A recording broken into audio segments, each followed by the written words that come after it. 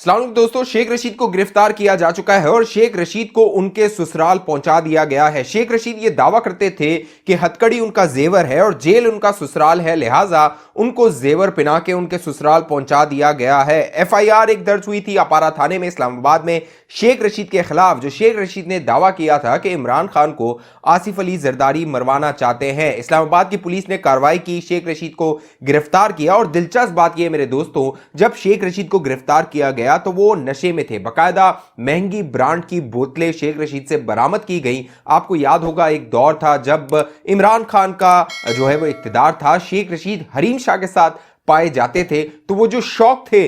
शेख रशीद साहब के, अब वो शौक पुलिस पकड़ भी रही है और बरामद भी कर रही है। दोस्तों मामला यह है, शेख रशीद पर 3 दफात के तहत मुकदमा दर्ज किया गया था और अगर इन दफात के तहत शेख रशीद को सजा हो जाती है तो शेख रशीद ज्यादा से ज्यादा 7 साल तक जेल में रह सकते हैं। अब मामला यह है कि शेख रशीद ने जो उनके खिलाफ मुकदमा हुआ था, अपारा थाने में एक तहरीरी दरख्वास्त दी थी और उस दरख्वास्त में उन्होंने अपने बयान से लाताल्लुकी इख्तियार की थी। उनके खिलाफ जब एक दरख्वास्त आई जिसमें यह इस्तदा की गई कि शेख रशीद ने आसिफ अली जरदारी पर इल्जाम लगाया है कि वो किसी कलदम तंजीम का इस्तेमाल करते हुए इमरान खान को मरवा सकते हैं, लिहाजा शेख रशीद से सबूत मांगे जाएं और वो जो मालूमात उनके पास मौजूद है उसके सबूत शेख रशीद दें। लेकिन शेख रशीद ने फिर एक दरख्वास्त दी, अपना एक जवाब जमा करवाया अपारा थाने में और उस जवाब में उन्होंने उस बयान से अपने लाताल्लुकी इख्तियार कर ली और शेख रशीद ने कहा था कि उन्होंने जो इमरान खान ने कहा उसको दोहराया और इमरान खान के बयान की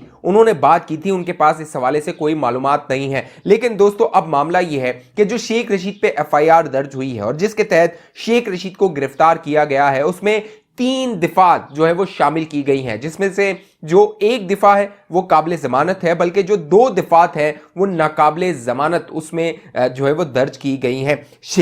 शेख रशीद को अगर सजा होती है तो 6 माह, 5 साल और 7 साल तक शेख रशीद जेल की सलाखों के पीछे अपने ससुराल में रह सकता है। अब मामला यह है, जो पहली दिफा शेख रशीद की उस एफआईआर में लगाई गई है वो है जो उन्होंने तकरीर की थी, जो शर्मंगेज तकरीर की थी, उस हवाले से दिफा को शामिल किया गया है। दूसरी जो दिफा है वो लगाई गई है जो कि नाकाबिले जमानत है, वो बगावत पर उकसाने की दिफा है, वो शेख रशीद की इस एफआईआर में दर्ज की गई है। और तीसरी जो दिफा है वो है इश्तियाल दिलाने की, अवाम को इश्तियाल दिलाने के हवाले से जो शिक है वो शामिल की गई है। जो आखिर की 2 दिफात है उनमें तकरीबन 5 साल से 7 साल तक शेख रशीद को जेल हो सकती है, जबकि जो पहली दिफा है उसमें जो काबिल जमानत है उसमें 6 माह तक शेख रशीद को जो है वो ससुराल उनके जेल की सलाखों के पीछे रखा जा सकता है। अब शेख रशीद को जब गिरफ्तार किया गया तो दोस्तों शेख रशीद ने वही अपना बयान दोबारा दोहराया जिसकी वो वजाहत कर रहे थे तहरीरी जो उन्होंने दरख्वास्त जमा की थी अपारा थाने में। अब मामला ये है कि तहरीक इंसाफ और जो शेख रशीद जिस तर्ज की सियासत कर रहे हैं उसमें अवाम की जो कह लीजिए अवाम में मकबूलियत और अवाम की जो राय है उसको वो मुतासिर करते हैं। बंद कमरों में वो माफिया मांगते हैं, लेकिन अवाम के सामने जो तकरीरें करते हैं मीडिया के सामने आके उसमें लोगों को इश्तियाल दिलाते हैं, भड़के मारते हैं, बड़ी बड़ी बातें करते हैं। अब मामला ये है कि शेख रशीद इमरान नियाजी का बड़ा करीबी समझा जाता था। शेख रशीद अपने मुंह से दावा करता था कि वो अपारा के बहुत करीब है, वो जीएचक्यू के बहुत करीब है, क्योंकि उसका जो हल्का है वो पिंडी का हल्का है। और शेख रशीद ये तासुर देता था कि जो फौज की आला कमान है वो उसके साथ बहुत कुर्बत रखती है, बहुत करीब है, और जीएचक्यू में जो भी फैसले होते हैं उससे शेख रशीद को बाकायदा मुतल्ला किया जाता है कि जाइए और मीडिया पे जाके इसकी तशहीर कीजिए। लेकिन अब मामला यह है दोस्तों, शेख रशीद के गिरेबान तक हाथ पहुंच गया है और शेख रशीद के खिलाफ यह डंडा चलना शुरू हो गया है। अब जो इस्लामाबाद की मकामी अदालत है वो इस हवाले से क्या फैसला करती है इंतहाई अहम होगा, क्योंकि जो शेख रशीद है जिसने 26 जनवरी को यह दावा किया था जमान पार्क में इमरान खान के साथ मुलाकात के बाद कि आसिफ अली जरदारी का ये कोई मंसूबा है, और उसके बाद 27 तारीख को इमरान खान ने कौम से खिताब करते हुए एक तकरीर करते हुए जिसको वो जो है वो खिताब का नाम देते हैं उसमें दावा किया था कि आसिफ अली जरदारी का इस तरह का कोई प्लान सी है। दिलचस्प बात यह है कि इमरान खान के खिताब से पहले शेख रशीद ये दावा कर चुका था, लिहाजा गुमान ये किया जा रहा है कि जो कुछ इमरान खान ने कहा था वो शेख रशीद की मालूमात या फिर शेख रशीद ने जाके जमान पार्क में इमरान खान के कान में जो भी फूंका था वो इमरान खान ने आके अपने खिताब में बोल दिया था। अब जहां शेख रशीद को धड़ा गया है, शेख रशीद के खिलाफ शिकंजा तंग किया गया है, वहां दोस्तों जो एस्टेब्लिशमेंट का एक और मोहरा था और करीबी था परवेज इलाही, उसके खिलाफ भी घेरा तंग हो गया है। बाकायदा गुजरात में उनके जो आबाई घर है वहां पर छापा मारा गया और जरा ये बता रहे हैं ये जो छापा मारा गया ये परवेज इलाही के हवाले से नहीं था, बल्कि उनके जो चौधरी शुजात के भाई हैं चौधरी वजाहत, उनकी गिरफ्तारी के हवाले से ये छापे मारे गए थे गुजरात में और उन्हें गिरफ्तार करने के लिए वहां पुलिस गई थी। दिलचस्प बात यह है मेरे दोस्तों, गुजरात जो है वो गढ़ समझा जाता है चौधरी खानदान का, जो चौधरी परवेज इलाही और चौधरी शुजात है, वहां की पुलिस का जाकर उनके आबाई घर पे छापा मारना गैर मामूली अमल है, बहुत ही गैर मामूली अमल है। अब जो चौधरी वजाहत है वो फरार हो चुके हैं अपने बेटे मूसा के साथ, मूसा इलाही के साथ।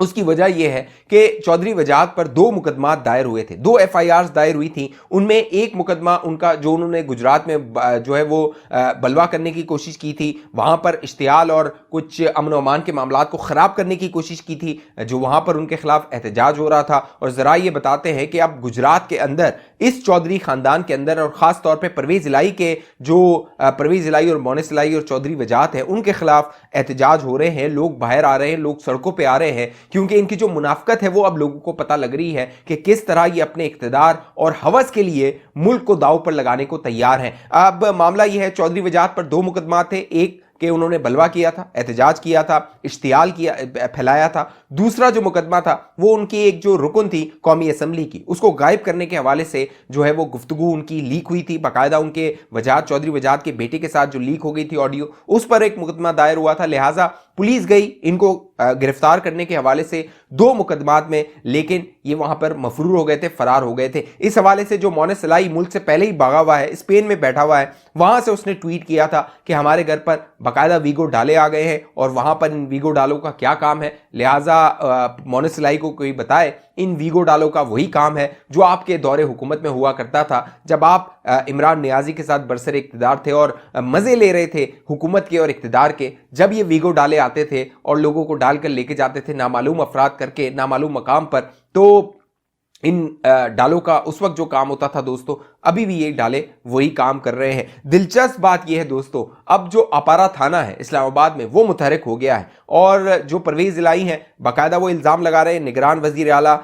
जो मोहसिन नकवी हैं उन पर। और मोहसिन नकवी दोस्तों घर का बेदी है, घर का बेदी इसलिए है कि मोहसिन नकवी का गहरा ताल्लुक है परवेज इलाही के साथ, चौधरी शुजात के साथ, उनका वो दामाद कहलाया जाता है। लिहाजा अब जो दामाद है वो अपने ससुर की जो दुखती रग होती है उसको बहुत अच्छे तरीके से जानता है, क्योंकि उसकी बेटी के साथ उसका ब्याह हुआ होता है। लिहाजा जो बेटी होती है वो बड़े बड़े राज जो है वो बता देती है। अब मामला यह है कि परवेज इलाही साहब अपने दामाद की दुआइयां दे रहे हैं और कह ये रहे हैं अपने दामाद मोहसिन नकवी को कि आपने आना तो घर ही है, ये जो निगरान हुकूमत है कुछ वक्त के लिए है, कुछ टाइम के लिए है, उसके बाद आपने लौट के हमारे घर ही आना है। अब ये जो 2 बड़े लोगों के खिलाफ कार्रवाई हो रही है, शेख रशीद और परवेज इलाही, दोस्तों ये दोनों जो है वो एस्टेब्लिशमेंट के मोहरे समझे जाते थे। लिहाजा इससे इस तासुर को तकवीयत मिल रही है कि अब मुक्तदर हलकों ने, एस्टेब्लिशमेंट ने ये फैसला कर लिया है कि नो नॉनसेंस होगी। अब ये जो हैंकी फैंकी है इसको बर्दाश्त नहीं किया जाएगा। ये जो इन्होंने पिछले 8-9 माह और 1 साल से तकरीबन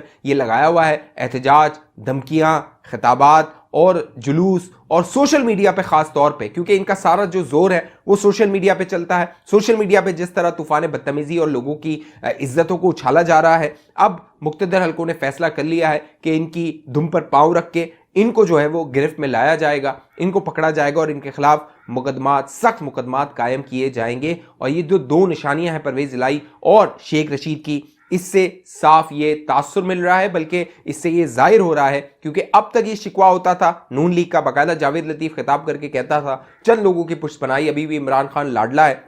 लेकिन अब इस दावे को तकवीयत मिल रही है कि इनके गिर्द घेरा तंग हो रहा है। इस हवाले से आप दोस्तों की जो भी राय हो नीचे कमेंट जरूर कीजिए। अब तक अगर ये चैनल आपने सब्सक्राइब नहीं किया जरूर सब्सक्राइब कीजिए, बेल आइकन का बटन लाजमी क्लिक कीजिए, फेसबुक पे देखने वाले दोस्त हमारे पेज को लाइक कीजिए, फॉलो कीजिए, इस वीडियो को जरूर लाइक कर दीजिए। अगली वीडियो तक मुझे इजाजत दीजिए दोस्तों, अपना ख्याल रखिएगा। पाकिस्तान जिंदाबाद।